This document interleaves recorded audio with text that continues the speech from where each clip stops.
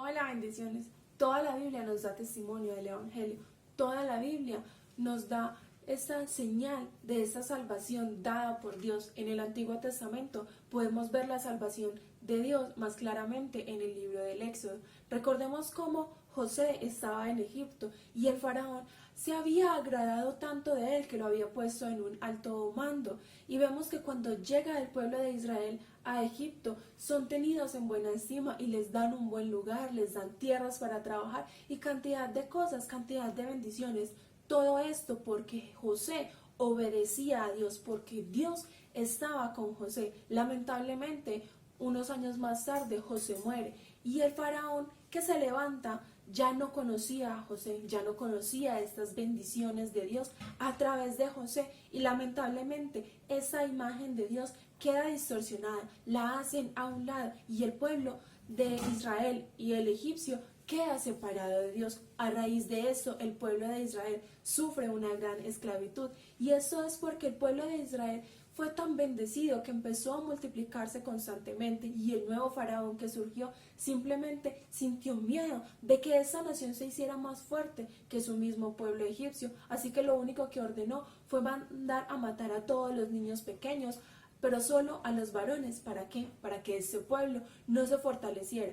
Y bueno, lamentablemente vemos esta esclavitud y este maltrato hacia el pueblo de Dios, hacia este pueblo amado por Dios. Pero vemos también ese amor tan grande de Dios y cómo Dios escoge a alguien para que saque de esta esclavitud al pueblo de Israel. Si leemos en Éxodo 3:8, dice: por eso he descendido para rescatarlos del poder de los egipcios, sacarlos de Egipto y llevarlos a una tierra fértil y espaciosa, una tierra donde fluye leche y miel, la tierra donde actualmente habitan los cananeos, los hititas, los amorreos, los fereceos, los heveos y los jebuseos.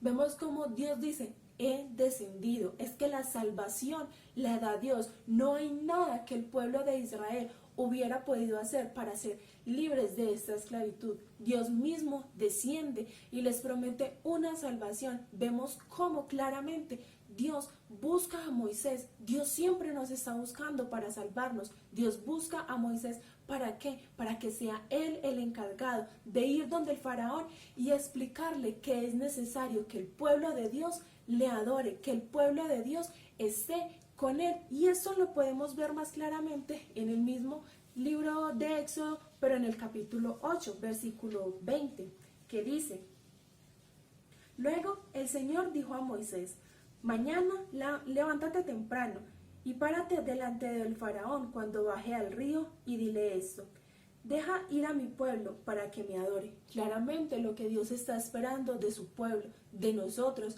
es que le adoremos, es que seamos obedientes a Él. Claramente Dios estaba con Moisés y vemos cómo Dios habla al faraón a través de Moisés y le dice que si él no dejaba ir a su pueblo, él lo que iba a hacer era castigarlo fuertemente y envió una gran cantidad de plagas que atormentaron exclusivamente al pueblo de Egipto, pero al pueblo de Israel nunca lo tocaron. La última plaga y la más terrible para el pueblo egipcio fue la muerte de todos los primogénitos, incluso el primogénito del faraón, incluso, más de sorprendernos, los primogénitos de los mismos animales. Pero los primogénitos del pueblo de Israel no fueron tocados, ni siquiera los animales fueron tocados. Y esto es porque Dios, en este amor y en esta gran misericordia con su pueblo, les dice qué es lo que deben hacer para que cuando pase el ángel de la muerte a medianoche no los toque. Y lo que Dios les dice es que hagan un sacrificio. Dios siempre nos muestra estas señales y estas sombras del Cristo a través del Antiguo Testamento. Dios pide que hagan un sacrificio de un cordero y da una cantidad de especificaciones y dice que con esta sangre de ese cordero puro y sin mancha ellos pinten los dinteles de sus puertas y que cuando el ángel de la muerte pase no los va a tocar ni a ellos ni a sus animales. Efectivamente, el pueblo de Israel obedece a la palabra de Dios y cuando el ángel de la muerte pasa no los toca. Lamentablemente en el pueblo egipcio se sintió un gran lamento en toda esta tierra porque todos los primogénitos, incluso el primogénito del faraón, todos habían muerto. Y vemos cómo Dios utiliza cantidad de señales para que el pueblo de Él se percate que estando con Él realmente son bendecidos. Y vemos cómo el pueblo de Israel logra salir de esta tierra de Egipto, logra salir de la esclavitud, y una vez salen se encuentran también con cantidad de situaciones que para la humanidad o para el hombre como tal serían un grave problema, pero para Dios claramente nada es imposible. Cuando ellos salen se encuentran con el Mar Rojo, pero eso no es un impedimento, porque Dios en su amor y su misericordia lo que hace es mostrarles que estando con Él no hay ningún problema. El Mar Rojo se abre en dos para que hasta la última persona, el último animal pueda cruzar y ellos queden libres y ellos estén, como decimos por ahí, sanos y salvos. Pero lamentablemente eso no es lo que pasa con el pueblo de Egipto. Ellos salen a perseguir al pueblo de Israel y quedan atrapados en medio del Mar Rojo, porque cuando pasó la última persona del pueblo de Israel, las columnas del Mar Rojo volvieron a su lugar y ahogaron a todo el ejército egipcio, incluso a sus animales. Claramente Dios estaba con el pueblo de Israel y no había ningún problema. Cuando llegaron al desierto, y un desierto, bueno, es desierto y no hay nada en él, no hay alimento, hay un calor aterrador, en la noche hay un frío terrible, pero Dios siempre mostraba señales, Dios siempre les mostraba que Él estaba con ellos y que estando con ellos no había ningún problema. En el día había una columna de nube que los protegía y los resguardaba de ese calor que podría llegar a matarlos, pero Dios estaba con ellos y no pasó eso. En la noche que hacía tanto frío había una columna de fuego y Dios nuevamente les mostraba que estaba con ellos y que estando Dios con ellos no había ningún problema. Cuando no había agua hizo brotar agua de la roca, cuando no había que comer hizo que pan descendiera del cielo, cuando no quisieron pan mandó codornices. Dios siempre estuvo con el pueblo de Israel y esto nos permite percatarnos de una sola cosa: cuando Dios está con nosotros nada es un problema y solo entonces podemos conquistar esa tierra prometida. Recordemos que el propósito de Dios al liberar al pueblo de Israel era que se cumpliera la palabra que Él le había dado a Abraham acerca de esta tierra prometida, de donde fluía leche y miel, esta tierra hermosa y esta tierra que Dios les había dado a ellos, a su pueblo, para que más adelante el Mesías naciera allí. Y ese es el objetivo por el cual Dios libera a su pueblo, al pueblo de Israel, de esa esclavitud en Egipto. Si nosotros vemos Éxodo 12, el 41 y el 42, nos dicen: de hecho, fue precisamente el día en que se cumplían los 430 años que toda esa gran multitud del Señor salió de Egipto.